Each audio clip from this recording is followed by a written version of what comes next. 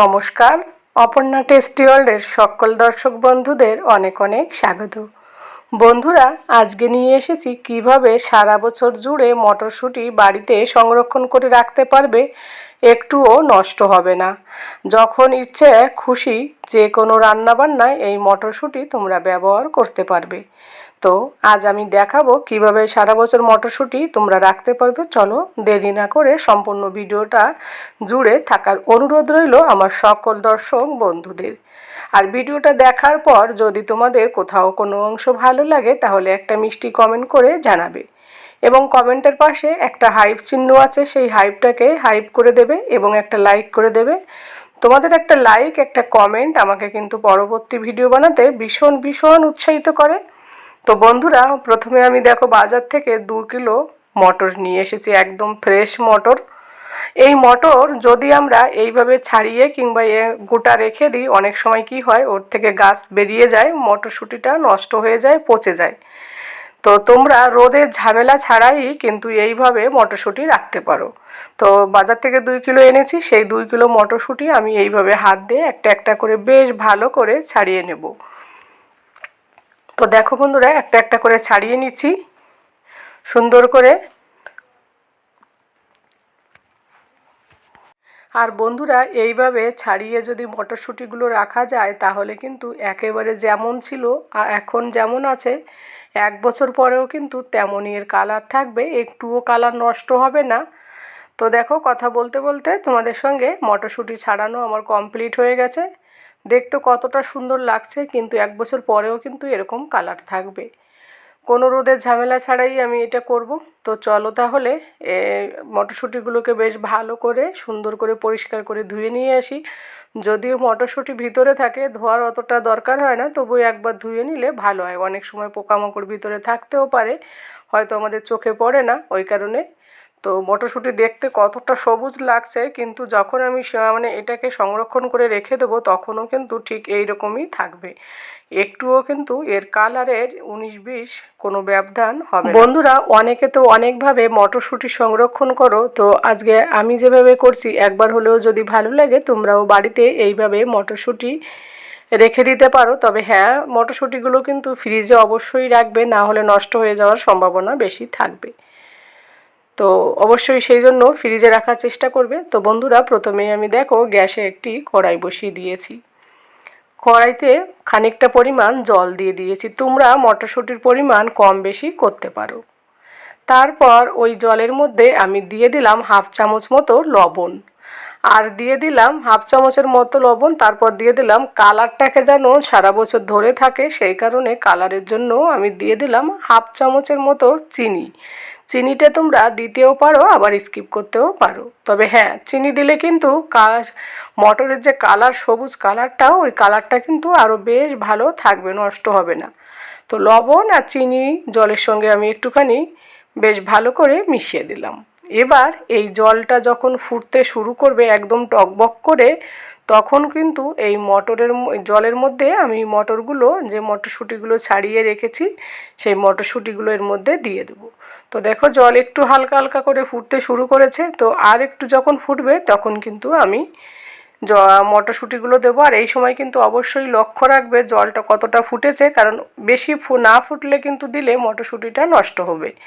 তো দেখো বন্ধুরা, জলটা বেশ টকবক করে ফুটেছে। এই পর্যায়ে আমি মটরশুঁটিগুলো দিয়ে দিলাম।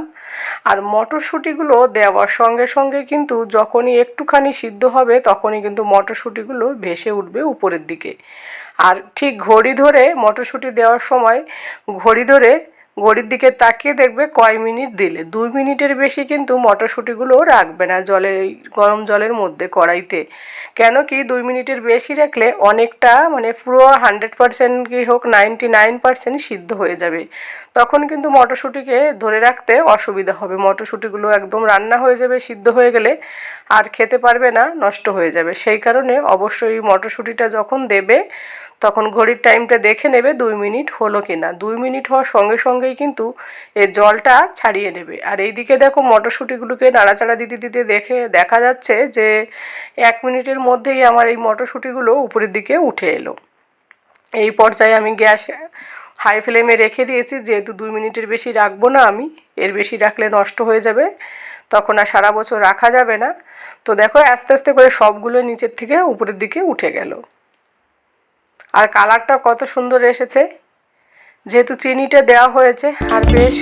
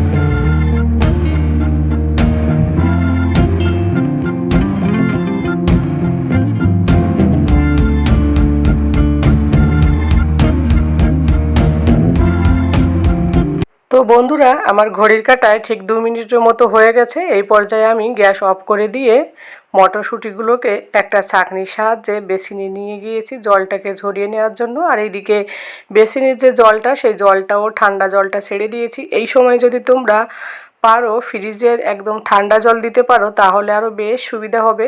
তো আমি নর্মাল বেসিনের জলই দিয়েছি, দিয়ে বেশ কিছুক্ষণ 2-3 মিনিটের মতো মটরশুঁটিগুলোকে জল দিয়ে ধুয়ে বেশ ঠান্ডা করে দিয়েছি।